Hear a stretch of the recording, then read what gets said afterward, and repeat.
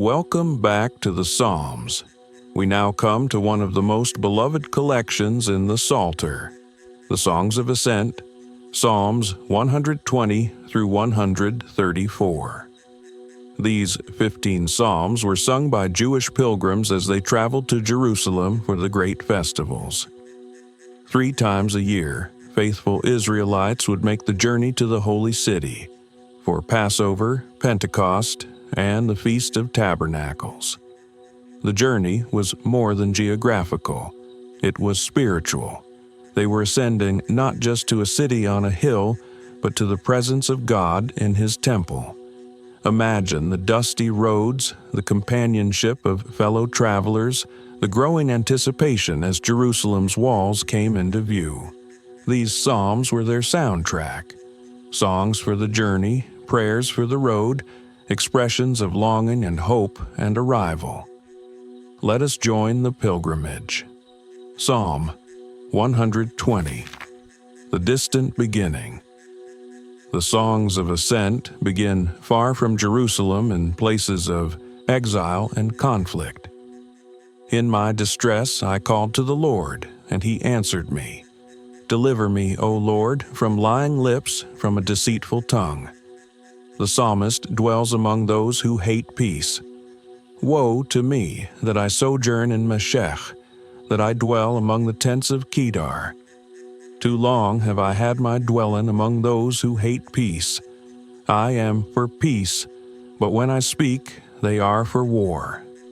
This is the situation that prompts pilgrimage, life among hostile neighbors, surrounded by deception and conflict. The soul longs for something better, for the city of peace, for the presence of God. Every pilgrimage begins with discontent. Something must be wrong where we are for us to set out for somewhere else. Be Psalm 121, The Keeper Who Never Sleeps. Psalm 121 is perhaps the most famous of the Songs of Ascent, a song of trust for the journey. I lift up my eyes to the hills. From where does my help come? My help comes from the Lord, who made heaven and earth. The pilgrim looks up at the mountains surrounding Jerusalem. In ancient times, hills could be places of danger, bandits, wild animals, treacherous paths. But beyond the hills is the Lord, the maker of hills and everything else. He will not let your foot be moved. He who keeps you will not slumber. Behold, He who keeps Israel will neither slumber nor sleep. Human guards grow tired. They nod off in the night watches. But the divine guardian is always alert, always watchful, never sleeping. The Lord is your keeper. The Lord is your shade on your right hand. The sun shall not strike you by day, nor the moon by night. Protection from the scorching sun of midday, from the dangers thought to lurk in moonlight. Day and night, the pilgrim is guarded. The Lord will keep you from all evil. He will keep your life. The Lord will keep your going out and your coming in from this time forth and forevermore. Going out and coming in, all the movements of life, all the journeys and returns. The Lord keeps them all. Psalm 122. Joy at the journey's end. I was glad when they said to me, Let us go to the house of the Lord. Our feet are standing within your gates, O Jerusalem. The arrival. After all the miles, all the dust, all the anticipation, feet standing within the gates. The joy is palpable. Jerusalem, built as a city that is bound firmly together, to which the tribes go up, the tribes of the Lord, as was decreed for Israel, to give thanks to the name of the Lord. The city is bound firmly together, its stones compacted, its unity visible. And to this city the tribes come from every direction, all converging to give thanks. Pray for the peace of Jerusalem. May they be secure who love you. Peace be within your walls and security within your towers. The name Jerusalem contains the Hebrew word for peace, shalom. To pray for Jerusalem's peace is to pray for peace itself to be at peace. For my brothers' and companions' sake I will say, peace be within you. For the sake of the house of the Lord our God, I will seek your good. Psalms 123 to 125. Trust amid contempt. Psalm 123 lifts eyes heavenward in patient waiting. To you I lift up my eyes, O you who are enthroned in the heavens. Behold, as the eyes of servants look to the hand of their master, as the eyes of a maidservant to the hand of her mistress, so our eyes look to the Lord our God, till he has mercy upon us. Like servants watching their master's hand for the slightest gesture of direction or provision, the faithful watch God. Have mercy upon us, O Lord. Have mercy upon us, for we have had more than enough of contempt. Psalm 124 celebrates divine rescue. If it had not been the Lord who was on our side, let Israel now say, if it had not been the Lord who was on our side when people rose up against us, then they would have swallowed us up alive. The imagery is vivid. Flood, torrent, raging waters, teeth, snare. We have escaped like a bird from the snare of the fowlers. The snare is broken, and we have escaped. Our help is in the name of the Lord, who made heaven and earth. The same phrase from Psalm 121 echoes here. The Creator is the helper. Psalm 125 compares the trusting soul to Mount Zion itself. Those who trust in the Lord are like Mount Zion, which cannot be moved but abides forever.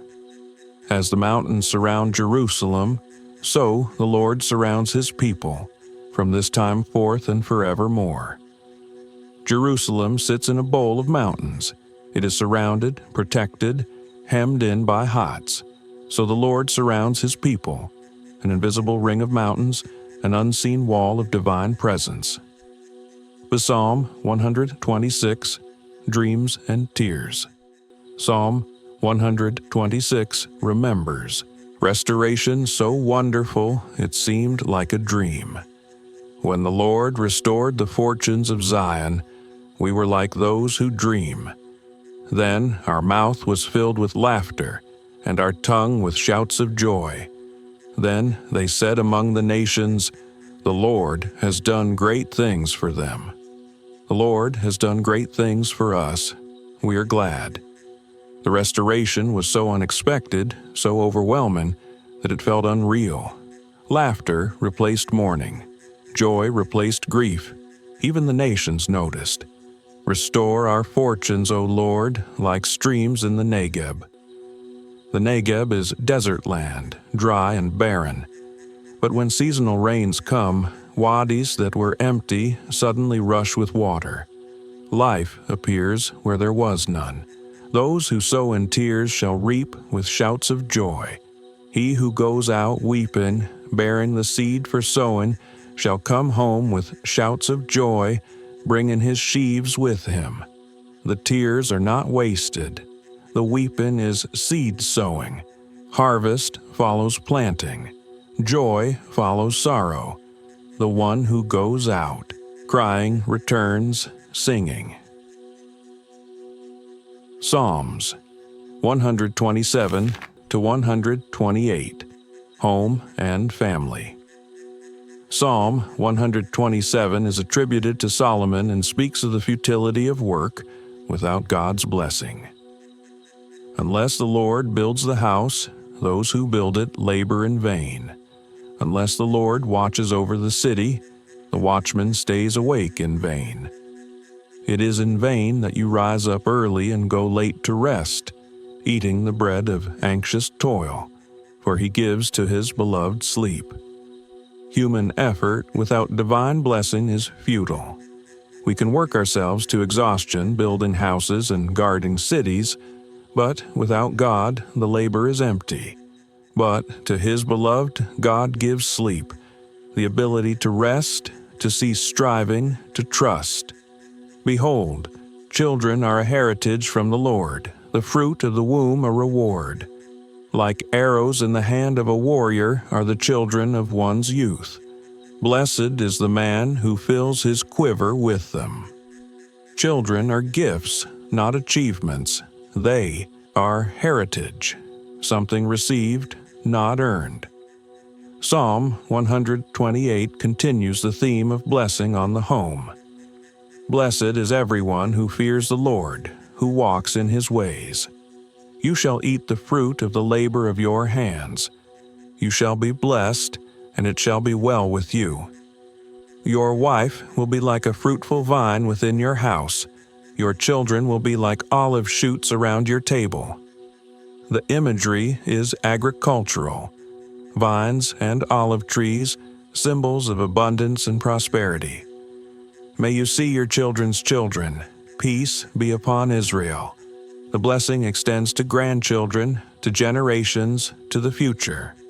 Psalms 129 to 132, Affliction and Hope. Psalm 129 acknowledges suffering without being crushed by it.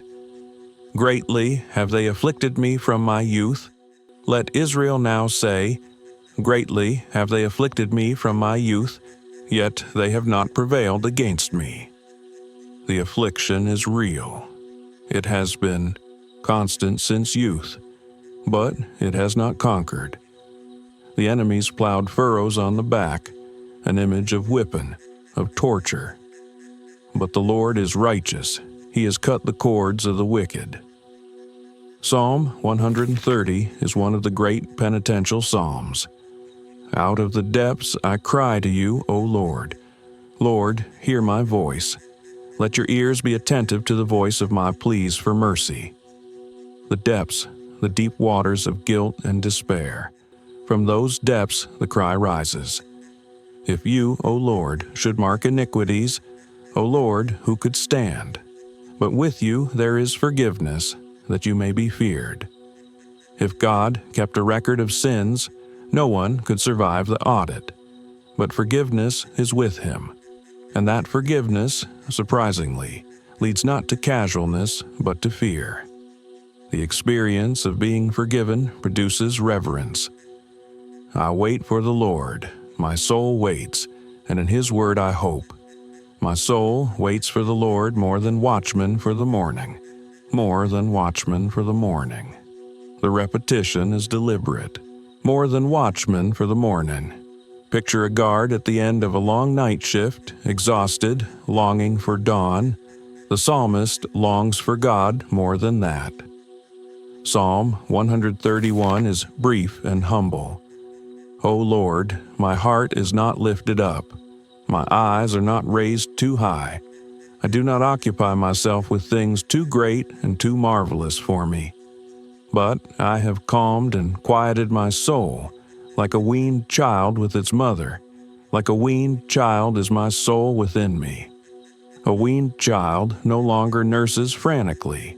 It rests content in the mother's presence, wanting nothing but nearness.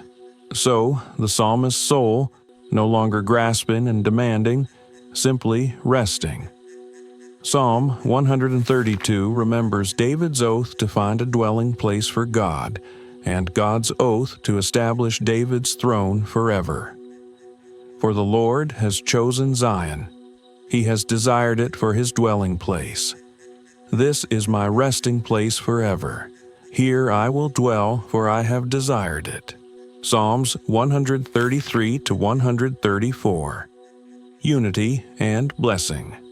Psalm 133 celebrates the beauty of unity. Behold, how good and pleasant it is when brothers dwell in unity. Unity is compared to two things: precious oil running down Aaron's beard, and dew fallen on Mount Hermon. Both images speak of abundance, of overflow, of blessing that cannot be contained. It is like the precious oil on the head, running down on the beard, on the beard of Aaron, running down on the collar of his robes. It is like the dew of Hermon, which falls on the mountains of Zion. For there the Lord has commanded the blessing, life forevermore. Where brothers dwell in unity, blessing is commanded, life flows. Psalm 134 is the final song of ascent, a nighttime blessing as the pilgrimage concludes. Come, bless the Lord, all you servants of the Lord, who stand by night in the house of the Lord. Lift up your hands to the holy place and bless the Lord. The call goes out to those who serve through the night watches, the priests and Levites who maintain the temple even in darkness. May the Lord bless you from Zion, he who made heaven and earth. The pilgrimage ends with blessing. The journey that began in distress concludes in benediction. The one who set out from hostile lands stands now in the holy place, receiving blessing from the Maker of heaven and earth. Closing. We have traveled the Songs of Ascent, from distant exile to the gates of Jerusalem, from conflict with neighbors to unity with brothers, from crying out in distress to receiving blessing in the holy place. These psalms teach us that faith is a journey. We do not arrive instantly. We climb, we ascend, we travel dusty roads with fellow pilgrims. We lift our eyes to the hills and remember where our help comes from. The Songs of Ascent remind us that the destination is worth the journey, that the Lord, who never sleeps, guards every step, that those who sow in tears will reap in joy, that children are heritage and unity is blessing. In our final chapter, we will conclude our journey through the Psalms with the great closing hymns of praise, the final crescendo of the Psalter. Until then, may you lift your eyes to the hills. May your going out and coming in be guarded. And may you one day stand in the gates and say, I was glad when they said to me, let us go to the house of the Lord. Thank you for listening.